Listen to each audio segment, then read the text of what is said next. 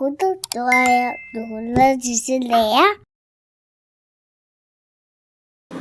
자, 이제 오늘의 마지막 코스 병산서원으로 향합니다. 하회마을 주차장에서 차를 몰고 나가서 산을 끼고 약 5km 정도를 돌면 병산서원에 닿을 수 있습니다.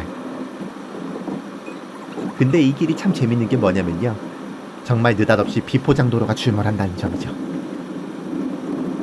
공부하는 곳은 정말 드나드는 게 편하면 안 된다라고 하는 통조림 정신이 물씬 묻어나지 않습니까? 사실 병산서원은 하회마을에서 걸어서 갈 수도 있습니다. 낙동강을 따라서 걷는 길이 있는데요, 약 1시간 정도 걸어야 합니다. 당일치기로는 사실 하회마을 구경만도 벅차니까요, 편하게 움직이시려면 차를 이용하시는 게 좋겠습니다. 네, 오늘의 마지막 일정입니다. 바로 병산서원에 왔는데요, 지난번에 왔을 때에도 딱 요 시간쯤 와서 좀 어둑어둑해질 타이밍이라서 약간 아쉽긴 합니다만 어쨌든 그 자태는 여전합니다. 박소희 작가님께서 여긴 한번 꼭 가봐라 라고 하는 곳으로 꼽으신 곳도 바로 이 병산서원이에요. 전 진짜 산의 병풍처럼 이렇게 두르고, 네, 멋지게 두르고 있는 서원입니다. 정말 공부가 하고 싶어질 것 같은 그런 공간이에요. 저기 보이시죠? 자, 그럼 오늘의 마지막 코스 가보시죠. 병산서원으로 들어가는 입구입니다. 만화 속에서도 신이 혼자 이곳에서 채경이를 향한 마음으로 이런저런 독백을 하는 공간으로 나오는데요, 입구 앞에는 미국의 전 대통령인 고 조지 하워드 워크 부시, 즉 아버지 부시 부부가 식수한 나무가 한 그루 서 있습니다. 병산서원 안쪽으로 본격적으로 들어가기 앞서서 주변부터 한번 둘러보았습니다. 특히 이곳에는 독특한 형태를 띤 구조물이 하나 있는데요, 바로 화장실입니다. 병산서원을 먼저 들어가기에 앞서서 병산서원에서 공부하던 유생들이 뒷바라지를 하던 이들이 쓰던 공간을 좀 둘러보는 것도 하나의 방법입니다. 그 뒷바라지를 하던 이들이 쓰는 화장실이 있습니다. 이게 지금 1977년에 사적으로 지정이 되었어요. 재밌는 게 뭐냐면은 여기 달팽이 뒷간이라고 합니다. 병산서원의 부속 건물에 포함되어서 사적 제 260호로 지정이 되어 있다라고 적혀 있네요. 달팽이 모양으로 되어 있습니다 해서 안쪽에서 볼일 보는 분들이 노출되지 않게끔 배려한 공간인데요. 배려라고 해야 될지, 그런 그 설계가 돋보이는 공간인데 말 그대로 달팽이처럼 딱하게 말려 있습니다. 그 미로처럼 들어갈 수 있어요. 근데 문제는 이 안쪽에 들어가 보면 쓰레기가 잔뜩이라는 겁니다. 성숙한 문화의식이 아쉬운 순간입니다. 그럼 병산서원으로 들어가 보겠습니다. 자신을 낮추고 예로 돌아간다라고 하는 뜻을 지닌 복리의 문을 지나면요, 이제 본격적으로 서원 안쪽으로 들어가게 되는데요, 앞서서 하회마을의 건물들에서 봤던 액자 구성을 떠올리시면서 몸을 한번 한껏 낮춰보십시오. 누각인 만대루, 그리고 그 뒤에 병산서원 현판, 그리고 좀 더 뒤에 있는 강당 입교당의 현판까지 일렬로 볼 수 있습니다. 공부하는 장소인 입교당은 가르침을 바로 세운다라고 하는 뜻을 지니고 있는데요, 이 서원의 꼭대기에 서서 위엄을 보이고 있습니다. 이 널따란 강당에서 선비들이 공부를 했을 텐데요, 입교당 뒤편에는 목판과 유물을 보관하던 장판각과 서해 선생의 위패를 모신 사당이 있습니다.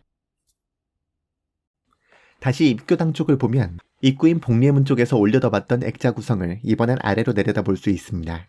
만대루를 통해서 앞에 산자락과 강까지 한눈에 볼 수 있습니다. 진짜 경치 끝내주지 않나요? 이제 병산서원의 활용점정 만대루로 향합니다. 경치 좋은 넓은 누각에서 쉬기도 하고 또 대규모 강연도 펼칠 수 있도록 꾸며져 있는데요, 그 수용 가능한 최대 인원은 약 200명 정도라고 합니다.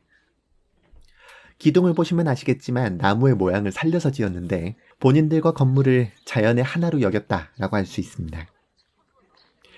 알쓸 신잡 같은 프로그램도 아니고 유시민 씨처럼 풍산 유씨 일원도 아니라서 아쉽게도 만대루에 올라갈 수는 없었는데요, 문재인 대통령이 앉아있는 모습으로 대리만족을 해봅니다. 참, 얼마나 좋았을까요? 저도 저런 곳에서 넋놓고 책을 좀 읽고 싶네요. 원고도 쓰고요. 이제 나가야 할 시간입니다. 오후 6시면 문을 닫아야 돼서 뒤늦게 온 관광객들도 모두 급히 빠져나갔는데요, 마루가 곧 입구, 그리고 문이 곧 액자가 되는 이 구성의 매력이 새삼 다시 느껴집니다. 말 그대로 병풍같이 산을 두른 이 서원, 들어오기도 나가기도 쉽지 않은 이 서원, 사대부의 공부법은 이런 것이었구나 라고 하는 생각이 들었습니다. 저도 언젠가 이런 공간을 짓고 책 읽고 쓰면서 살고 싶다는 생각이 들었습니다. 정말로요.